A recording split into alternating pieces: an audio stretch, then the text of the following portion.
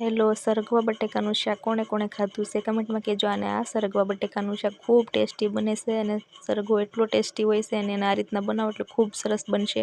એના માટે કુકરમાં આપણે 2 પાવડા તેલ ગરમ કરી લેવાનું અને એમાં પછી તેલ ગરમ થઈ જાય ને એટલે રાઈ જીરું નાખી દેવાનું વઘારમાં. પછી આપણે એમાં ટમેટા નાખીને ઢાંકણું ઢાંકી દેવાનું કુકરમાં.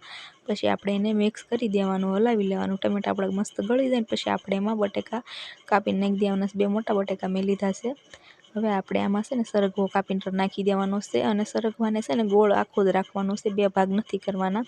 અને આપણે એને થોડીક વાર તેલમાં કકડવા દેવાનું. પછી આપણે એમાં સ્વાદ પ્રમાણે મીઠું નાખી દેવાનું અને હવે ચટણી ને હળદર ને જીરું ને બધું નાખીને આપણે મિક્સ કરી દેવાનું. આમાં કોઈ બીજા મસાલા નાખવાની જરૂર નથી, તો પણ એટલું મસ્ત ટેસ્ટી આ શાક બને છે. કારણ કે ત્યારે શિયાળામાં સરગવો બહુ મીઠો હોય અને ખાવાની મજા આવે. હવે આપણે એમાં પાણી નાખી દેવાનું છે 1 ગ્લાસ જેટલું. આ સરગવો બધો ડૂબી જાય પછી આપણે એમાં 1 સીટી બોલાવી દેવાની છે અને પછી ચેક કરી લેવાનું. હવે આપણું શાક થઈ ગયું છે ને હવે આપણે એમાં કોથમરી એડ કરી દેવાની અને પછી આપણે પરસવાનું. અને રસાવાળું શાક આ બહુ મસ્ત બને છે. આમાં રોટલા સાથે બહુ સરસ લાગે છે. અને આપણી સરગવાની શીંગ જોઈ શકો છો તમે, આખે નાખી રહી છે. અને આ રીતના આપણે બનાવીએ એટલે ખૂબ ટેસ્ટી બને છે. હવે તમને ખોલીને બતાવું, જોઈ શકો છો સરગવો કેટલો સરસ પાકી ગયો છે. ચેનલમાં નવા હોય તો ચેનલને સબસ્ક્રાઈબ કરજો અને કમેન્ટમાં કહેજો આ રેસીપી તમને કેવી